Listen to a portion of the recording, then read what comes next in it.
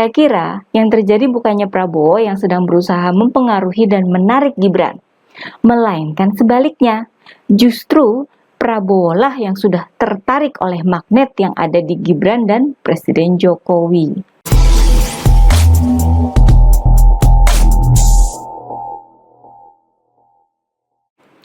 Halo guys, kembali bersama saya Nina Nur. Kita akan mengulik dunia politik dengan awas, waras, dan cerdas. Loh, kok Gibran malah dukung Prabowo? Prabowo kok bisa memperalat Gibran?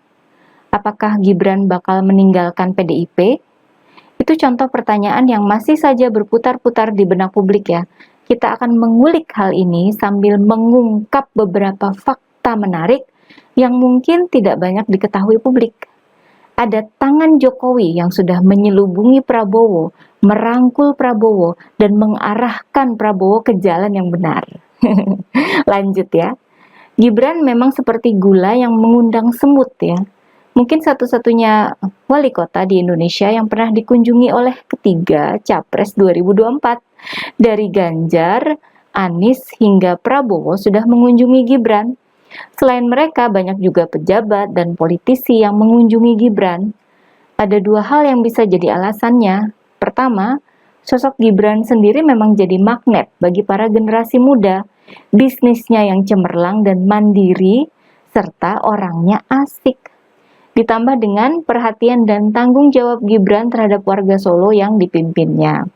Kedua, faktor Presiden Jokowi juga bisa jadi alasan. Dengan tingkat kepuasan yang tinggi atas kinerja Presiden Jokowi, wajar jika politisi ingin dekat dan akrab dengan keluarga beliau.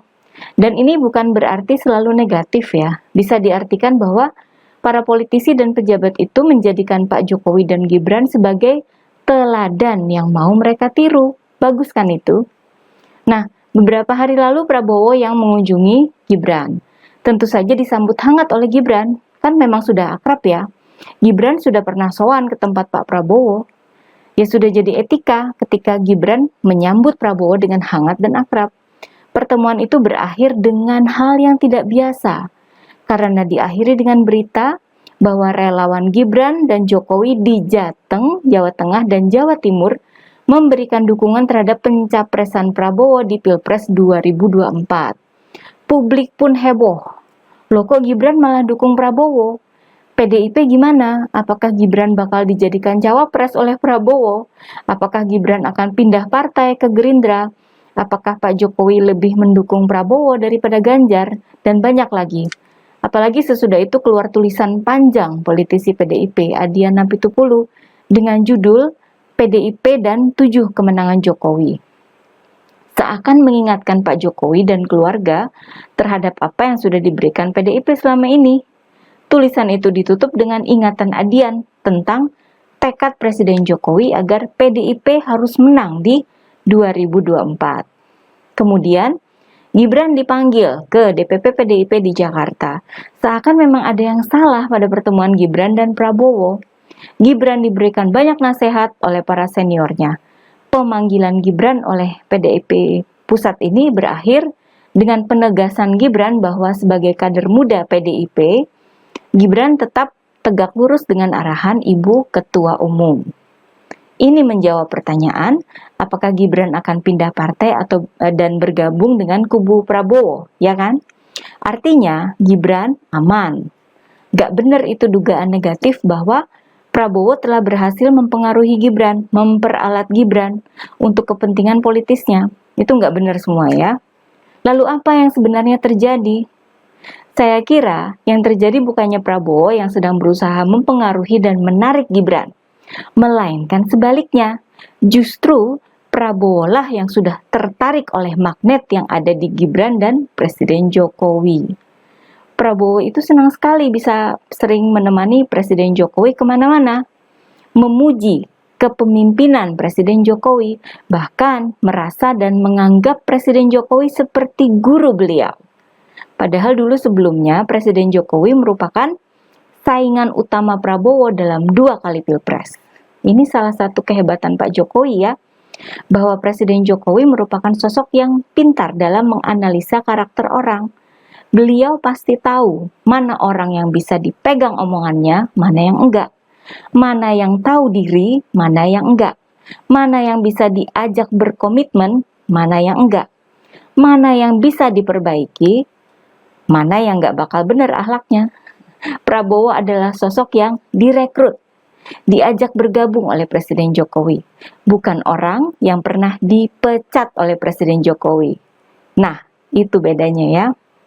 Faktanya, Prabowo adalah politisi yang memperjuangkan agar PDIP mau mengusung Jokowi sebagai calon gubernur yang berlaga di Pilkada DKI Jakarta tahun 2012.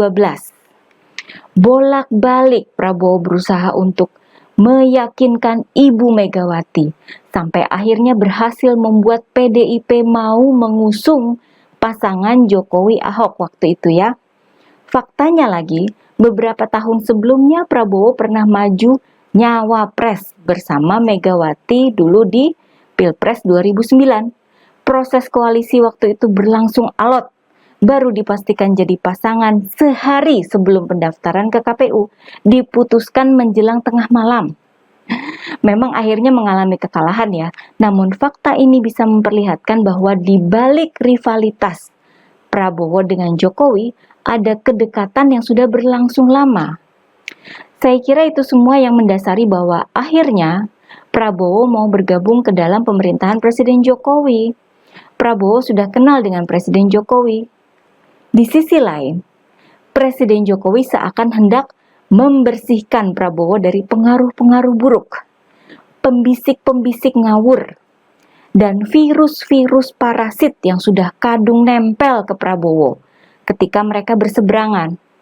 Oleh sebab itu, Prabowo sering diajak menemani Presiden Jokowi kemana-mana, diajak terjun ke tengah rakyat.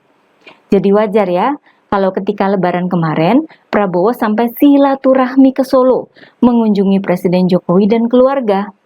Seakrab itu dan sehormat itu ya, Prabowo terhadap Presiden Jokowi. Nah, Prabowo ini masih dikelilingi oleh orang-orang yang membawa pengaruh buruk ya. Misalnya, yang masih berhubungan dengan PA212. Masih ada Fadlizon juga ya. Masih ada kerabat Prabowo yang memakai model kontestasi ala kadrun, seperti Wakil Ketua Dewan Pembina Gerindra, Hashim Joyo Hadikusumo, yang juga adik Prabowo. Dia mengeluarkan sindiran terhadap pesaing Prabowo di 2024. Menurut Hashim, Prabowo suka baca buku, pro olahraga, dan pelayan atau petugas rakyat, sembari menyindir capres lain yang suka bokep dan anti bola katanya. Presiden Jokowi sangat paham soal ini ya. Untuk itu, Prabowo juga perlu dijaga dari berbagai pengaruh buruk. Di sini ada fakta menarik yang mungkin tidak banyak orang tahu ya. Pertama, mantan ajudan Jokowi periode 2014 sampai 2019, Kapten Teddy Indrawijaya pada Agustus 2020 dipindahkan menjadi ajudan Prabowo.